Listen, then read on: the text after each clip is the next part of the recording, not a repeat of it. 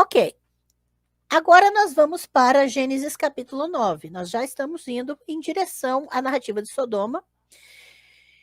E em Gênesis capítulo 9, versículos 20 e 27, nós temos algo semelhante. Assim como a história dos Nefilim, esse episódio aqui faz uma alusão enigmática a um material narrativo que pode ter sido familiar para o público antigo, mas que para o redator monoteísta parece muito difícil. Tá? A grande diferença é que, pela primeira vez em Gênesis, o horizonte da história é a história nacional de Israel. Então, nós temos aqui, em Gênesis capítulo 9, Noé, já o dilúvio passou, lembra que Gênesis 6 era o anúncio do dilúvio, o porquê o dilúvio ia acontecer, e agora em Gênesis 9 o dilúvio passou, nós temos Noé e os seus 3 filhos, e um desses 3 filhos é Ham, ou traduzido para o português, tá Cam, alguma coisa assim. E ele vai ser colocado na narrativa como um perpetrador de ato de violação. E na narrativa ele é como se ele tivesse violado o pai em alguma questão. E a maldição que viria sobre ele é transferida para o filho dele, Canaã. E isso é importante porque o filho de Ham, ou seja, neto de Noé, é Canaã. E ele vai dar origem aos cananeus. Ele vai ser o pai dos cananeus. Isso é importante porque os redatores querem desmoralizar a história dos cananeus. Assim, toda a história é feita para justificar o status de sujeito apenas esperado dos cananeus em relação aos descendentes de Sem, os semitas, que serão os israelitas e os judaítas. Ham também agora figura como o filho mais novo e não o do meio.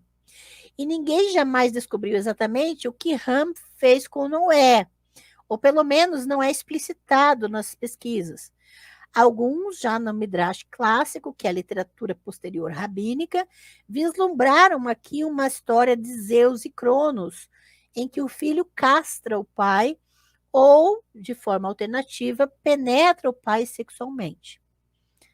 Tá?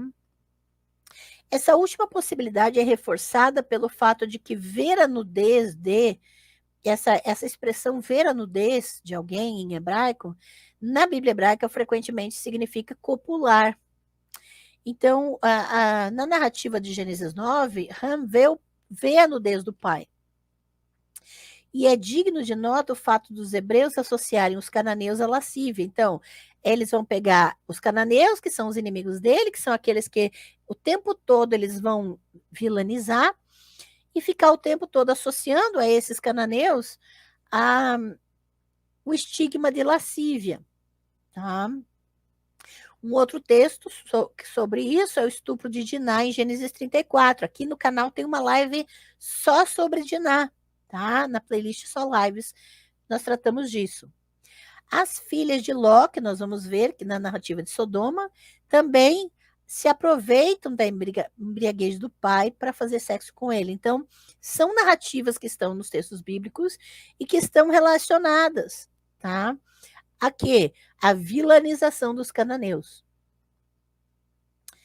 Mas é perfeitamente possível que o simples fato de ver a nudez, né, de um pai fosse considerado um tabu terrível, de modo que o fato de Ham não desviar os olhos teria lhe rendido uma maldição. Aqui na imagem é uma imagem da mutilação de Uranus por Saturno, né, quando Cronos castra o próprio pai, né, Zeus. É uma pintura do século XVI, Olhos sobre Tela, de Giorgio Vasari.